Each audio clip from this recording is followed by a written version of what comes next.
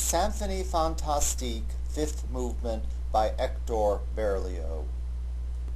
Let's begin by taking a careful look at the title of this work. Certainly the word symphonie looks very much like the word symphony, and in fact that's exactly what it means. Fantastique looks very much like the English word fantastic, and that's exactly what it means as well. So the title of this work is literally Fantastic Symphony.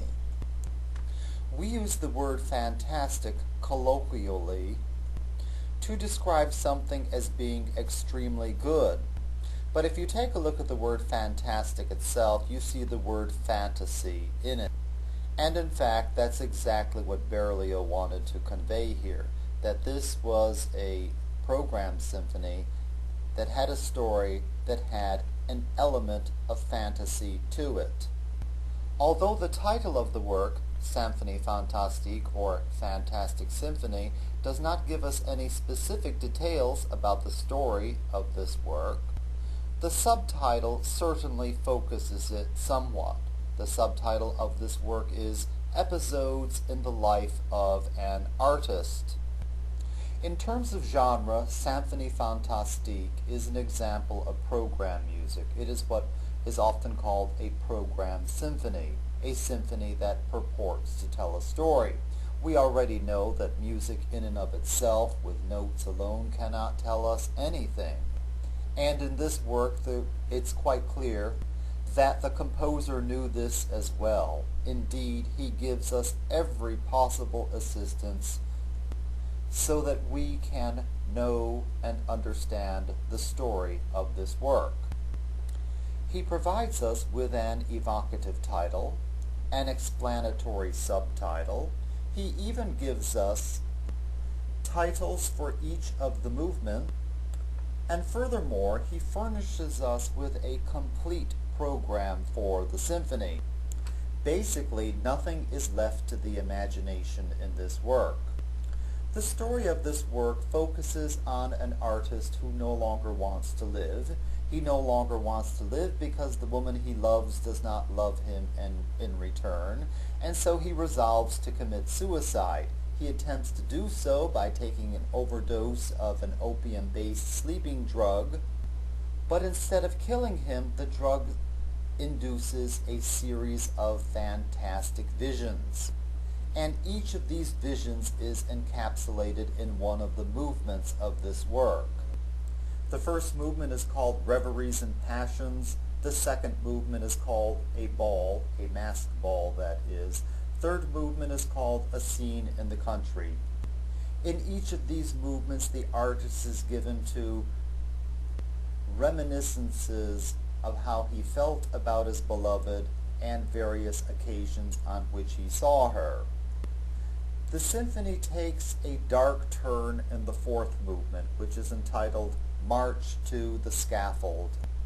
And at this point in the story, we learn that the artist has killed his beloved and that he is now being taken to his execution.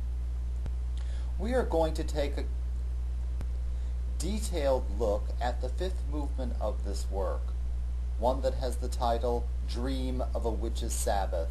And at this point in the story, the artist has died after his execution, and his soul is wandering the earth. And here is a portion of the program for the fifth movement. He finds himself at a witch's sabbath. Unearthly sounds, groans, shrieks of laughter, distant cries echoed by other cries.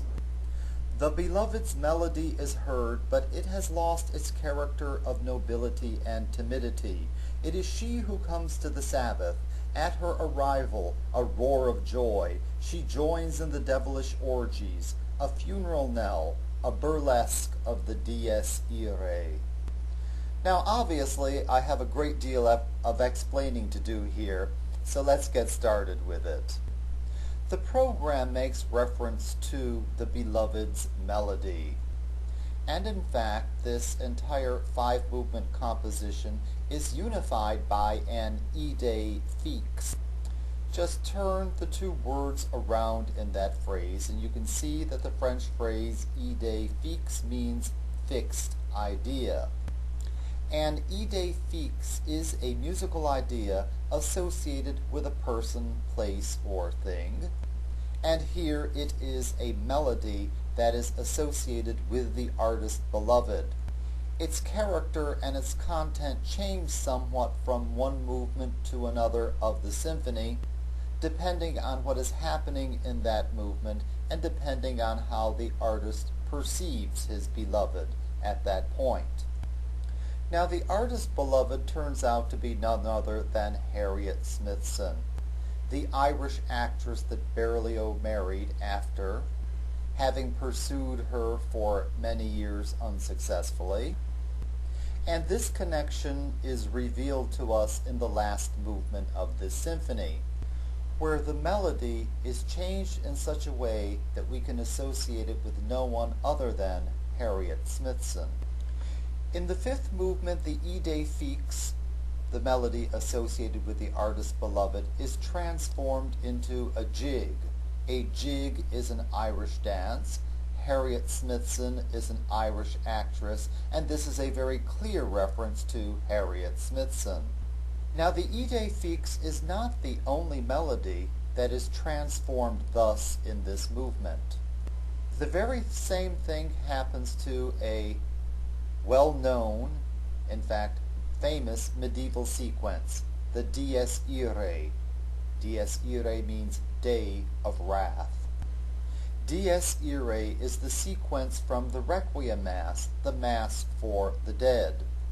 And this dramatic prayer recounts, or rather foretells, what is going to happen at the end of the world and the Last Judgment. The melody, which you will hear used by Hollywood composers in the soundtracks to movies, usually used for dark, apocalyptic, and otherwise scary scenes in movies, is presented in the fifth movement of the Berlioz work as follows. First, it's presented in long, slow notes. Bom, bom, bom, bom, bom, bom, bom, bom, and so on. Then it's presented in shorter, faster notes.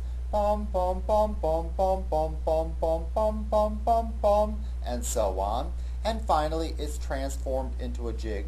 Ba-bom, ba-bom, ba-bom, ba-bom, ba-bom, ba-bom, ba-bom, bom, etc. And Berlioz does this with each of the first three phrases of this famous medieval sequence. The final presentation of each of these phrases, where they are transformed into a jig, is a very clear reference to Harriet Smithson. The jig is an Irish dance, and Harriet Smithson is an Irish actress. Speaking of transformations, let's think for a moment about what a witch's Sabbath was in the popular imagination of the 19th century. People imagined that witches got together in abandoned graveyards or desecrated churches, and that they celebrated black masses. Basically, it was thought that witches would pray prayers backward, turn holy gestures and rituals into blasphemous things, and generally turn this hallowed ritual inside out and upside down. And speaking of upside down, this is exactly what happens toward the very end of this movement. The Italian phrase col legno, C-O-L-L-E-G-N-O, pronounced col legno, is written into the violin parts toward the end of this movement, and it literally means with the wood. It is a technique of violin playing in which violinists, instead of drawing the hair of the bow across the strings to produce the sound, turn the bow over and drag the wood of the bow against the string to create the sound. So here, Berlioz has members of the orchestra doing something that people popularly thought that witches were doing to the Mass. That is turning things upside down.